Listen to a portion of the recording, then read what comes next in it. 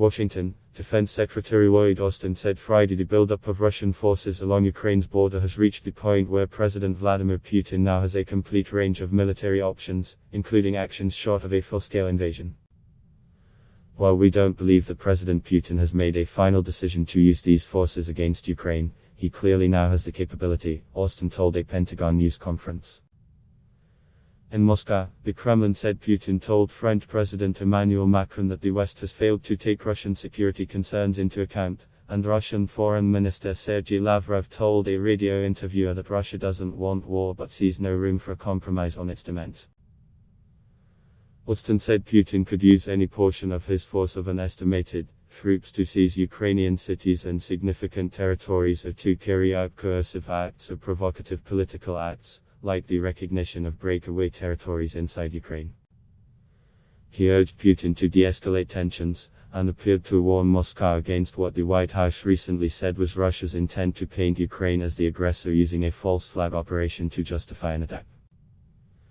We remain focused on Russian disinformation, including the potential creation of pretext for further invasion or strikes on Donbas, said Austin. This is straight out of the Russian playbook. They're not fooling us. Austin spoke alongside Army Gen. Mark Milley, chairman of the Joint Chiefs of Staff, in what were their first extensive public comments about the crisis, marking a subtle shift in the administration's approach to public communications about the escalating situation. While both have consulted regularly with their NATO and Ukrainian counterparts, the public discourse has focused on the diplomatic efforts. Milley painted a grim picture of Russian military capabilities around Ukraine, saying there are not only ground troops and naval and air forces but also cyber and electronic warfare capabilities, as well as special operations forces. He said the buildup is the largest he's seen in recent memory, and he urged Putin to choose a diplomatic path over conflict. If Russia chooses to invade Ukraine, it will not be cost-free, in terms of casualties and other significant effects, Milley said. He was referring to Russian costs, while also noting that Ukraine's armed forces are more capable today than in 2014, when Russia seized Ukraine's Crimean Peninsula and intervened in support of pro-Russian separatists in the eastern industrial heartland. Earlier Friday, the Kremlin said Putin told Macron that the West has failed to consider Russia's key conditions of halting further NATO expansion, stopping the deployment of alliance weapons near Russian borders, and rolling back its forces from Eastern Europe.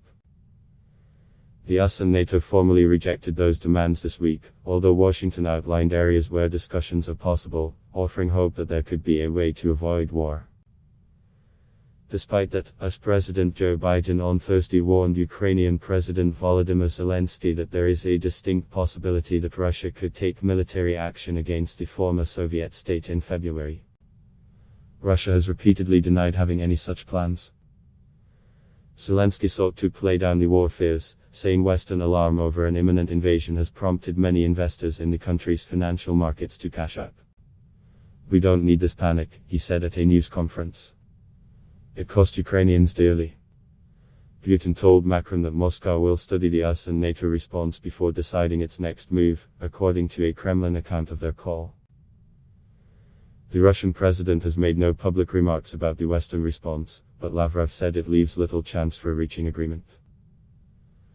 While they say they won't change their positions, we won't change ours, Lavrov told Russian radio stations in a live interview. I don't see any room for a compromise here. There won't be a war as far as it depends on the Russian Federation. We don't want a war, he added. But we won't let our interests be rudely trampled on and ignored.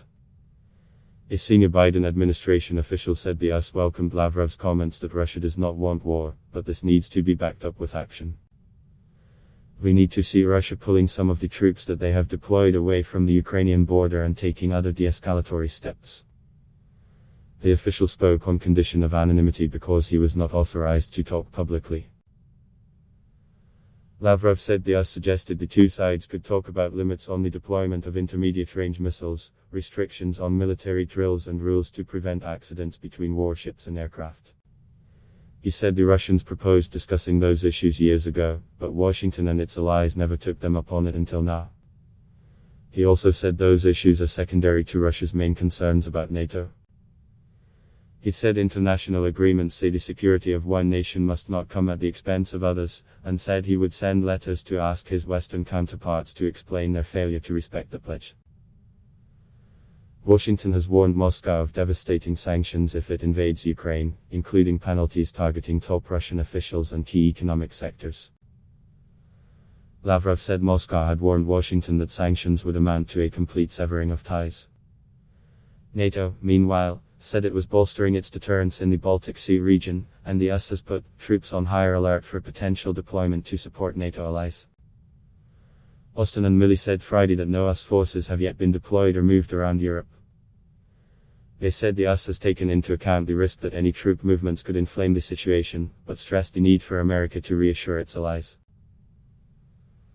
Russia has launched military drills involving motorized infantry and artillery units in southwestern Russia, warplanes in Kaliningrad on the Baltic Sea, and dozens of warships in the Black Sea and the Arctic.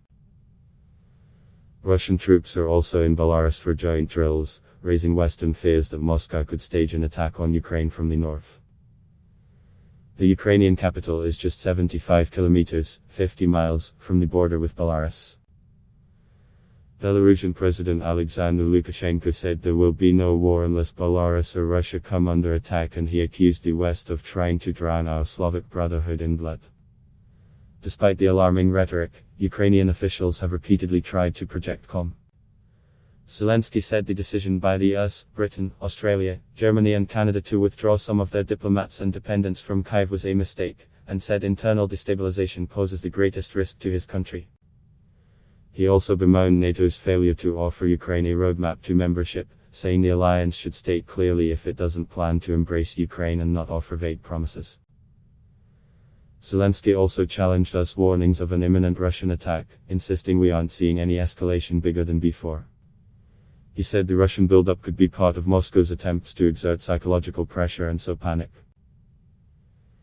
Ukrainian Defense Minister Alexei Reznikov told Parliament the number of Russian troops near Ukraine, is comparable to Moscow's military buildup last spring, when Moscow eventually pulled its forces back after major exercises. Adblock test. Why?